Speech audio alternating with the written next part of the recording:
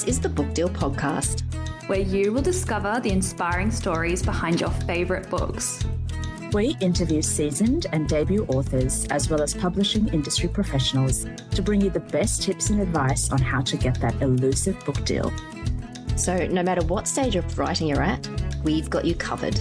I'm Tina Strawn. I'm Madeleine Cleary. And I'm Natasha Rye. And join us as we pull back the curtain of published authors, one deal at a time. The Book Deal Podcast acknowledges the traditional owners of the land and waters which it's recorded on, and pays respect to their elders past, present, and emerging. Hi, it's Madeleine here. Today I'm chatting with best-selling author Kayte Nunn. Kayte grew up in England and the US before moving to Australia. She's had a diverse career working in publishing, editing and magazines before turning her hand to writing fiction. Kayte is now the author of 9 novels, including her latest, The Yacht, a page-turning crime thriller set on a super yacht in Mallorca. I chat with Kayte about writing the book that calls to you, how to be disciplined and resilient, and what success looks like when you are a prolific and best-selling author like Kayte. A big thank you to HarperCollins Australia for sponsoring this episode. Kayte Nunn, welcome to the Book Deal Podcast. Thank you for having me, Madeleine. I'm happy to talk to you today. So I'm very interested to hear about your journey to becoming a writer. I understand you worked in publishing for many years. So during this time, I'm interested to know, were you always holding on to the dream of publishing your own writing? Not in the slightest, actually. I thought people far cleverer than me wrote books. And I'd never imagined I could sustain a whole story for 80 to 90,000 words and keep it in my head and have enough happen. No, so I did a publishing degree, and then I worked in book publishing and for a literary agency for a while. But interestingly, I was always in search of doing more writing, but it was mainly nonfiction. And so I ended up working in magazines after I moved from book publishing to magazines, where I could do more writing as a features writer. And that was the bit I really enjoyed. But I only came to writing fiction relatively late. I was in my mid-40s. And it became a case of now or never. And a woman came up to me in the playground, a friend of mine, and she said, I've written a book and I've got to publish it. And I was like, oh my God, no, that's my dream. And of course I was delighted for her, but it was also kind of quite galling. And then it made me think, it gave me permission, which was really good. It's like, well, if she could do it, why can't you, Kate? And come on, stop procrastinating and do something about it. And then when I actually did start thinking about it, and I'd had little bits of ideas for stories over the years and made notes, and there'd always been something in the background going on. But I had about 6 weeks. I was working as a freelance editor, and I had 6 weeks between jobs, and I purposefully didn't take any work and thought, right, I'll give it these 6 weeks and see how I go. And the thing I actually found I really loved was the feeling of having written. So at the end of every day, I had moved my story along a bit. It was quite painful then, looking back. It's a bit like when you first learn to run. It really hurts. And even a couple of kilometers feels like a major effort. And now, of course, the words come much more easily, but the ideas maybe not as easily.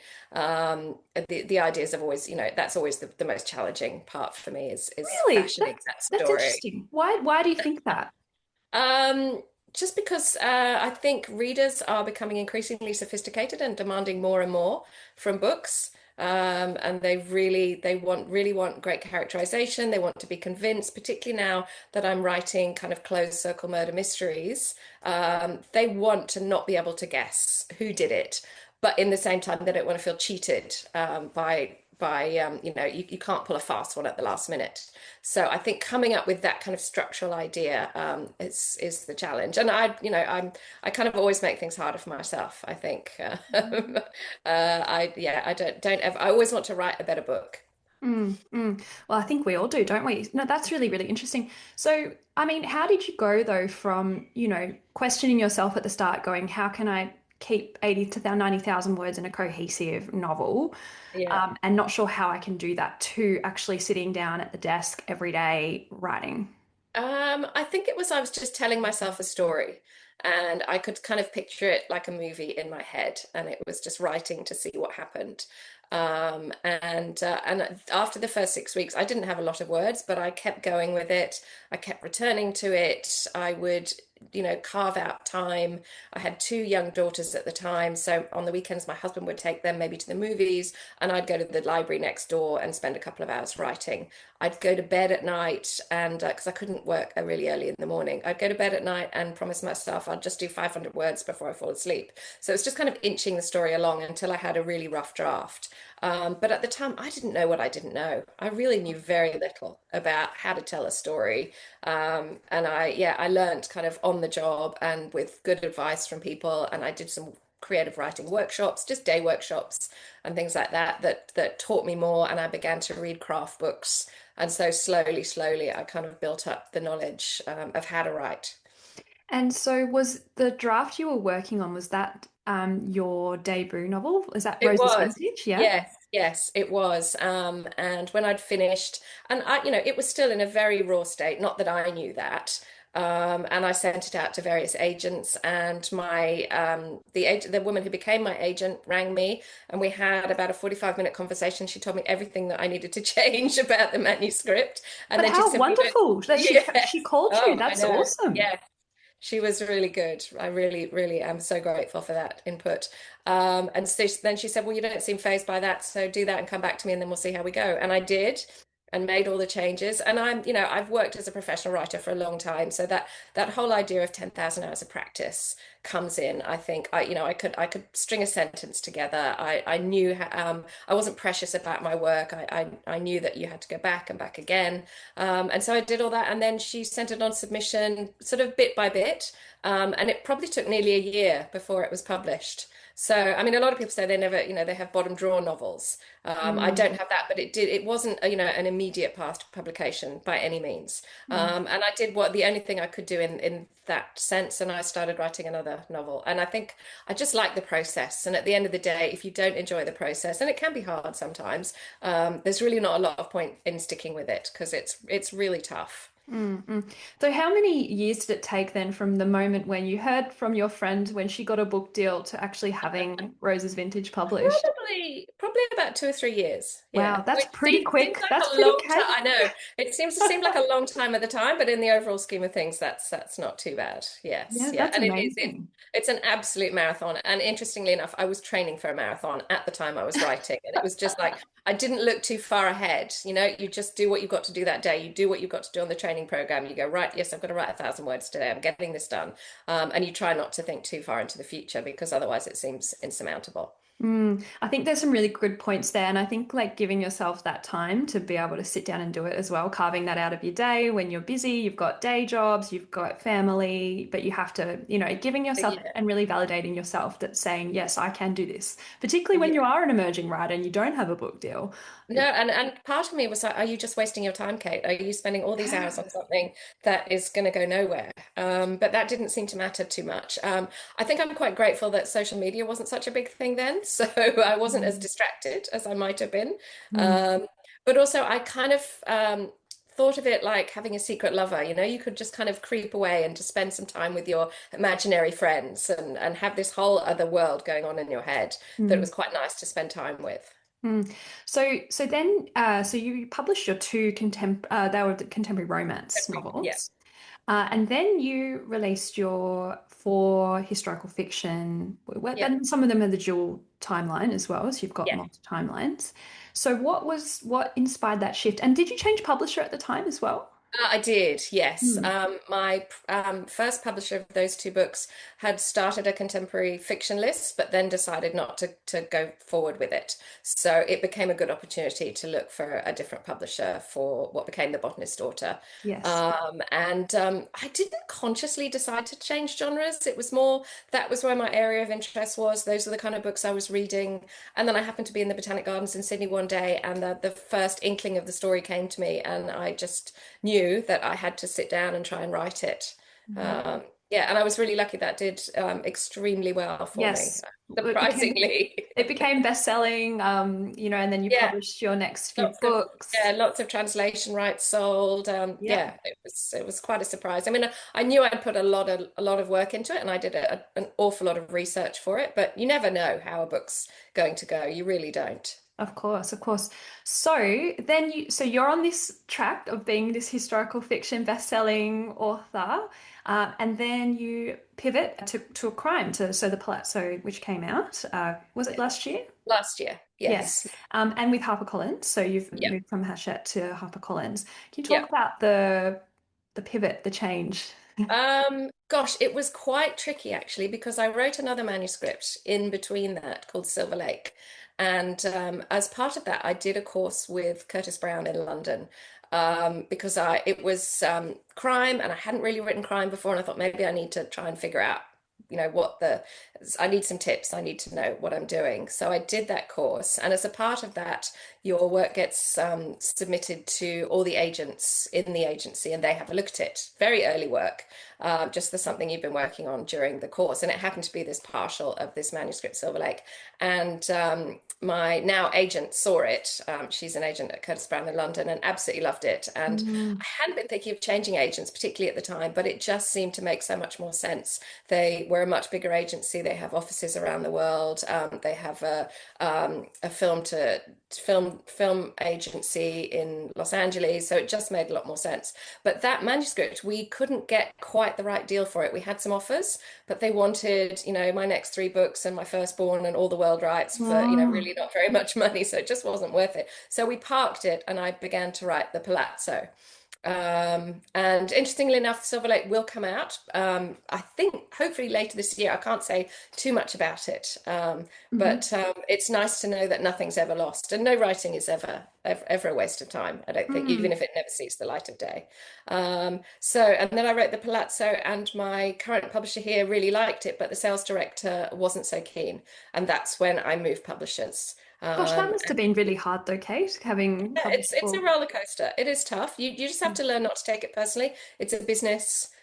These are the commercial realities. Yeah, and the only thing you can do as a writer is go on and write, the next Mm. best book you can, really, and hope that that gets published. And I am aware what a privilege it is to be able to be published. Mm. Yeah. And It's I think I changed direction from, sorry, historical fiction to crime. It was just more about what I was reading and what I was enjoying. And I'm really easily bored. So mm, I'd written four historical novels and I was just ready for a change to do something else. Yes, mm. which is quite hard because publishers want to build you as a brand. Yeah, I was Um, going to say and that they're that not so that keen, which is why the sales director was not so keen that I was going to change direction. I thought, well, if I was changing direction into crime, would I change direction, another time later on? And who knows? You can't tell. But I can only write the book that is calling to me at the time, really. Yeah. Yeah, no, that's so interesting. And I mean, as a historical fiction writer myself, I know the amount of energy and time that goes into these as well. Like it is sometimes it's really tempting to just, and I'm not saying that writing contemporary crime is easier, but there is a lot that has to go into these books as well. And finding the right idea and the right concept that's hitting your readership and the market, like it is tough. Yes, yeah, and you just have to kind of rely on your own internal sense of what might work as a story, really. Mm, I think mm, that's the only thing you can do.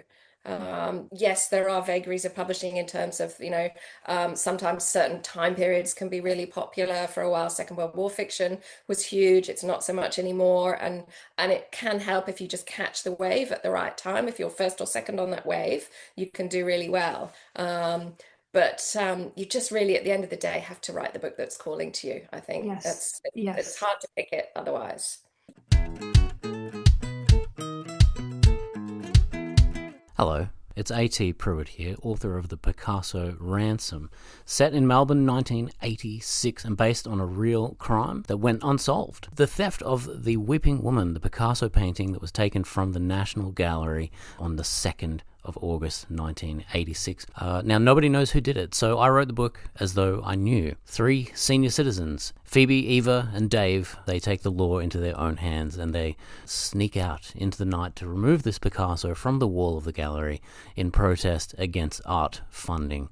They then send a series of ransom letters, which were the actual ransom letters that were sent in the 80s. And if you've ever been looking for some great insults, these ransom letters have everything you need. I do hope that perhaps this novel will inspire the original thieves to finally come forward and say, you know what, it was me.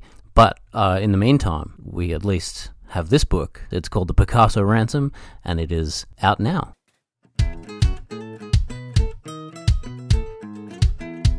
Well, let's talk about the most recent book that was calling to you, Kate. So The Yacht, which is set in beautiful Mallorca on a super yacht. Now, I heard this was inspired by a trip that you took to Mallorca, which sounds very like a very dreamy, inspired story. And I was saying to you before we started recording that reading this in Melbourne winter was delightful. You capture the beautiful warmth of Mallorca in summer, which was lovely. Can you tell us a little bit about the yacht and the inspiration behind it? Yes, yes. I was looking for an environment that was very contained, and there's nothing more contained than a yacht. You know, there's only a certain number of people who can be on it at one time, and things can go really badly wrong at sea. I had read with some interest of the tragic sinking of the yacht, the Bayesian, off Sicily a couple of years ago, and just the stories behind that and how quickly it happened, and that kind of stayed in my mind. I also read a story, I think it was in New York Magazine or something like that, about the Millers. Brandon Miller was a New York and Long Island based property investor, and his wife was all over social media, you know, pictures of their beautiful life, that, you know, they were super ultra rich list people. But what happened there was, it was all a sham. It was an absolute house of cards, and he was sinking in all kinds of debt. And tragically, he committed suicide in the garage of his house while his wife was in Italy with his children.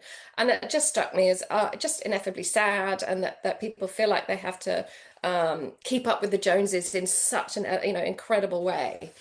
So those two things, those two sort of stories fed into it. And then I watched a lot of Below Deck.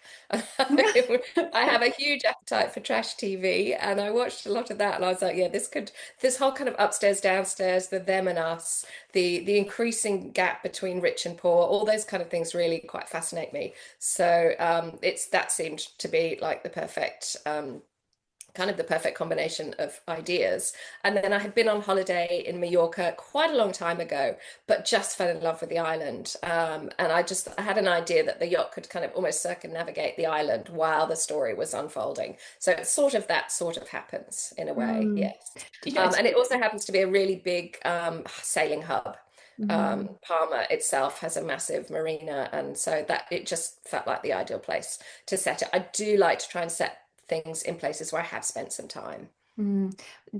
Perfect. Yeah, it was the perfect setting. And it's funny because you mentioned upstairs, downstairs. That's exactly what I thought about when I was reading it, because you do get that insight not only into the world and the eyes and the views of the super rich who can afford to purchase these incredible super yachts. Like, they just sound amazing. But then you see the undercurrent, so the underbelly, which are the staff involved. And so I found like Piper's story really quite interesting. Do you want to tell us a little bit about Piper? I think she probably was one of the first characters that came to me. And I knew she had to be hiding something. There was a reason, that she was on that yacht. She's not a total innocent bystander by any means. And so she became one of the main drivers of the story. And then interestingly to me, Melissa, who is the daughter of the billionaire, from his first marriage, she became really quite an important character to me because to the outside world, she looked like a real kind of hard ass, and she was incredibly self-disciplined and hardworking and seemed to have it all. But really, when you kind of dig a little deeper, she's dealing with all kinds of issues as well. It was those two female characters that to me felt the strongest in the novel, although there are, I think, about 5 or 6 different points of view, plus some kind of social media comments. I spent quite a bit of time going down Reddit wormholes and just really enjoyed the way people talked about things as if, they knew all about them and they were the authorities on what had happened in various events. So I added those for a bit of fun as well. And on the multiple perspectives, I mean, sometimes when you do have, because you've got quite a few perspectives in this novel, and sometimes I find when you flip between them, like you become a little bit, you have to just sort of think, oh, wait, where's this story up to? But I didn't find that in the Yacht. Oh, okay. Perhaps because the chapters are, well, some of them are only 2 pages. Was that deliberate?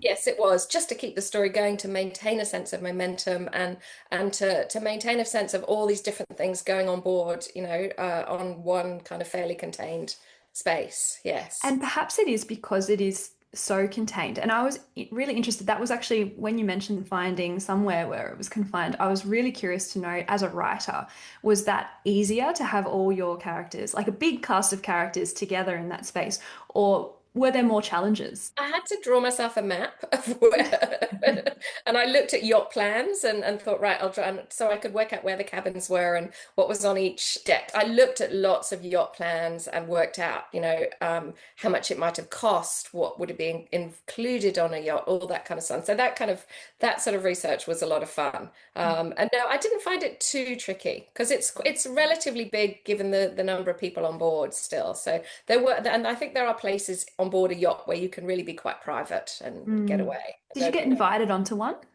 No, but I did. I have, well, actually, quite a few years ago, I used to be a travel writer, and I did spend some time on a yacht sailing that normally sails around the Kimberley, and we sailed up the Hawkesbury for a few daes. So I had a little bit of a sense of that, yeah. And it was just, I mean, maybe, yeah, I think there were probably only 14 of us on board, so probably a similar size. Yes, but not quite so many bells and whistles, maybe. I think But you said there were two staff per passenger, which is quite extraordinary. I actually found one of the best parts was the detail of the super yacht. Like all the language and the words, it sounds like you did do a lot of research.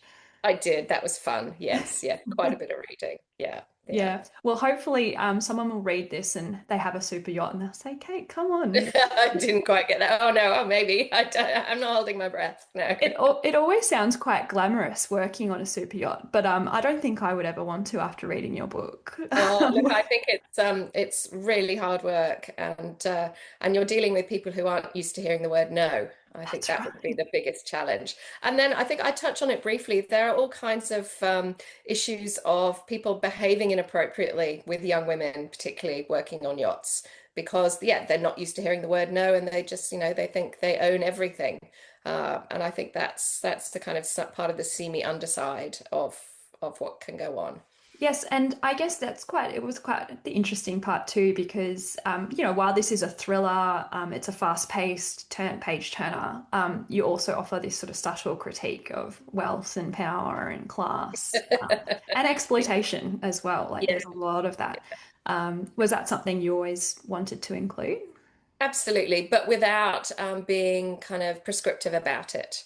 Just to comment and that this does happen and make the reader aware of that without without being prescriptive, I suppose. Yeah. You can never dictate to the reader. You can never kind of bash the reader over the head with your own viewpoint. You just have to kind of lay it out and let them make up their own mind about things. Did you plot it out, the yacht, or are you pantser?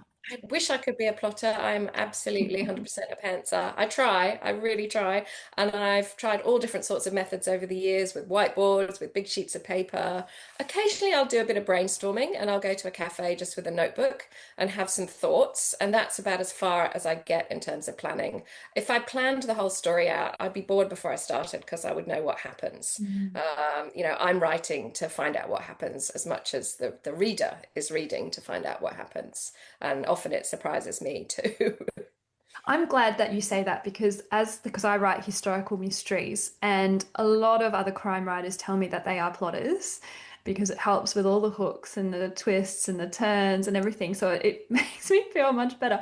But I suppose though one writer told me even if you don't plot out initially and you do pants the first draft, there comes a time in the editorial where you do have to really unpick it and start to plot out those points. Is that something you have to do? Yeah, you just have to make sure that there is enough going on to kind of maybe misdirect the reader or just leave the reader wondering, to pique their interest.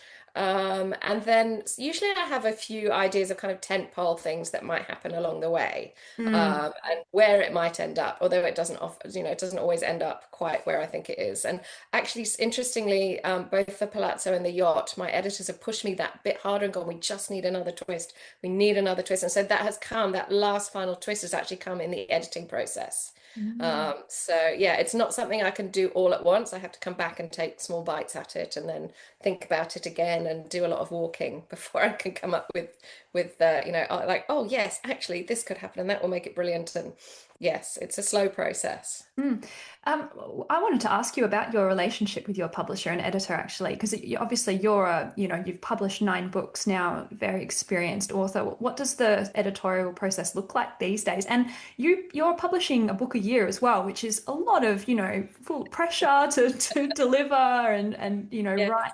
So what's your relationship like now? Oh, look, I am so grateful for editorial input, and I have a couple of brilliant editors both here and in the UK. And yeah, putting a book out into the world it's a team effort. And particularly my kind of copy editor on the yacht was amazing. She worried about all the little details and picked up on everything, and so that was incredible. But I love the big picture overview I get as well from my acquiring editors. Yeah, I couldn't write as the books I do without their input. It's Mm. absolutely invaluable.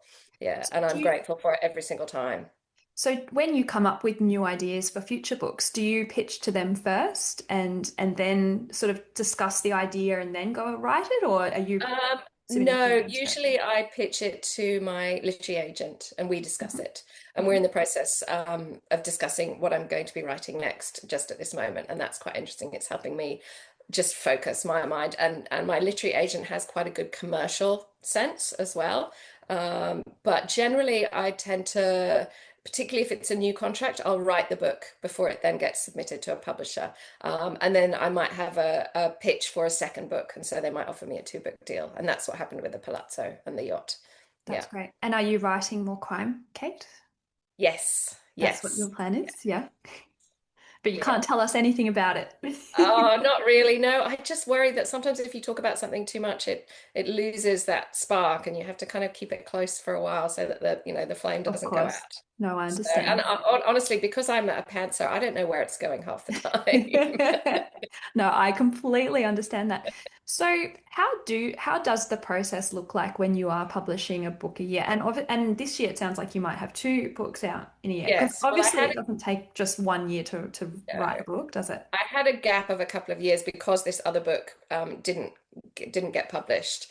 So I just, but basically, I try and make myself all kinds of revision schedules, and like I used to do for exams. I'll do this much this day and that much that day, and I try to write Monday to Friday. Sometimes I have to write on weekends as well.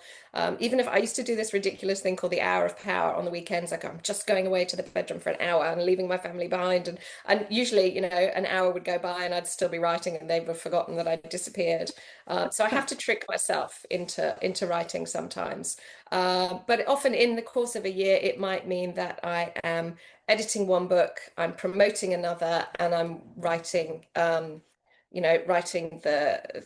first draft of another. So you kind of, as long as I'm not swapping day by day, I'm doing it in big chunks. It's okay to keep my brain focused on that one thing. And how's Yeah. the work-life balance then? Oh, look, it's pretty good. My daughters are older now, so I'm doing less mothering, and that's taking up a lot less of my time.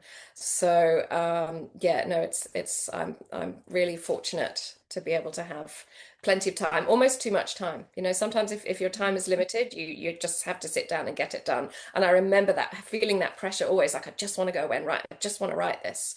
Whereas now I'm like, no, Kate, you have to get to the laptop, please, by 10 o'clock this morning. That's interesting. Yeah, I've found that too because I have a day job and I've always wondered if I had full time to write, if I would produce more, and I don't think I would. Yeah, yeah, You yeah. squeeze those hours, you do it in the cracks, and perhaps just not having that much time still enables you to be, I it think it forces does. you to Yeah. sit down. Yeah. And I think it's that's such a good position to come at it from, because so many people can say, oh, well, if I only had the time, I'd write in it. So no, no, no, you make the time. Half an hour a day. How much time do you spend scrolling on your phone? You could Mhm. cut that in half and just focus and do that. Mm, And I think the trick is to just go, and I often do, I just go into the manuscript, I'll just have a read through, I'll just have a look. And before I know it, I'm in the story and I'm coming up with some ideas and writing. So. mm. Well, I think everyone should take your advice, Kate, because you are prolific and productive and you write great novels, and I'm best-selling very, novels very as well. deadline oriented. That is a really, really, really good way to be. Um, is there something that you wish that you'd known at the start of your career, that you know now? I wish I'd known that lots of things actually, not to compare myself with other people, with other writers. Comparison is a thief of joy, and it serves no purpose, and that the writer's career is very much a roller coaster. You can have amazing times and don't forget to celebrate them, and then you can have really tough times when things don't quite go your way. And a lot of it is out of your control. The only thing you can control is writing the best book you possibly can at that point in time. And to kind of hold on to that, I think is really important. So, when you are at the dip of the roller coaster, what are some of the things that have helped you? Not looking too far ahead, just immersing myself back in the writing and just taking it one day at a time. Mm. It's the only thing, yeah, the only thing Mm. I can figure out how to deal with it. Yeah, Yeah. yeah, no, it's really important. I think it's really tough when you're in the moment, isn't it, to try and get yourself out of it. I know, and the Yeah. thing is, it comes for everybody. No one's going to have a linear success No, no, exactly. writing. I think you actually have to be quite bloody minded as a writer. You just have to go, you know what? Don't underestimate me. I'm going to keep going. Um, yeah, even if nobody reads what I'm writing, I'm doing it because I can't do anything else. Mm. So, how do you measure success these days then? Um, Readers telling me they've enjoyed a book. I think that's what it comes down to. And a friend of mine has this great theory in terms of negative reviews, which used to get to me. They don't so much anymore, which is fantastic. It's only taken 10 years. It's called The Wrong Restaurant. And she used to work for a three-hatted restaurant, and they'd occasionally get terrible reviews. Like, I hated it, it was awful. And she'd go, you know what? They just went expecting a burger. They went to the wrong restaurant. And it's like if people read my books and they don't enjoy it, maybe it's not what they were expecting. And as Elizabeth Gilbert says, you can be the ripest, juiciest peach on the tree, and somebody isn't going to like peaches. So you just, Exactly. yes, it's fantastic to hear from people who have enjoyed the book, or the books, and for all the various reasons and the things it's meant to them. That's amazing. And I love it when people email me. It really does cheer me up and make me think it's worth keeping going. But yeah, you just try not to ignore the voice on your shoulder that tells you what you're doing is a waste of time or no good, and then ignore the haters, because there's no point in dwelling on that. One of the things I always tell debut writers is just not to check Goodreads or have someone that will filter through the good ones and read you those. Yeah, I think the other thing to do is go onto Goodreads and look at the reviews of a book you think is absolutely incredible, one of the best books you've ever read, and read the 1 and 2 star reviews, and then you go, okay, you know what? Everybody's got an opinion, and it doesn't make them right in your mind. Yes, Yeah. exactly, exactly. Can you tell us about your publication day of the yacht? So what you mentioned that you were in Ah, Spain, which is a really yes. nice place. Yeah. I'd got the dates wrong as well, because I think the dates had changed. So I was in Spain staying with some friends, quite coincidentally, because I haven't been to Europe in a very long time, and I've just come back from a big 6 week trip, and I looked on the thing, I was like, oh my God, that's today. So I made a quick video, and I had no makeup on, I've been sunbathing all day, I'd had a lovely long boozy lunch. I was like, oh goodness, it's publication day, and here I am Wait, in so you Spain. forgot? Oh no, in Spain. Okay, it was a I just got the dates wrong, for the I think it was the Australian publication date, because I think it had changed. So yeah, that was quite funny. And then afterwards, I was like, oh my gosh, here I am. Who would have thought when I started writing this, 18 months or so ago, I'd actually be in Spain on publication day. That was pretty special. Oh, and I love that you just didn't even plan it. It was just that was the I way it was know. going to be. It was like it was Complete meant to be. coincidence. I hope you had a Yeah. copy of it that you could take a photo. I didn't, because I was traveling. I'd left Australia before I had any finished copies, so I didn't see them until I came home again. So that was kind of nice. It was like an extra special present when I got back. Oh, that's so, so lovely. Okay, so we always finish our podcast asking writers what their number one top tip is. So Kate, what is your number one top tip for writers? Look, I've got so many, but I think the most important thing is learn your craft and learn about the industry. So go to other people's book launches, do some writing workshops. There's loads of resources online. Read craft books about writing, and realize that nobody ever came out of, suddenly sat down one day and said, I'm going to be a writer, and writes a perfect first draft. Don't compare your first draft with other writers' finished products. There's absolutely no point. It takes a lot of work, and be prepared to do the work. Once the first draft is written, that's actually when the work starts, not when you think, great, I've done it, can I hand it over to somebody else? And I've come across people who've done that. They're like, well, I'm done now. Here you go. And it's like, no, this is where the work really starts.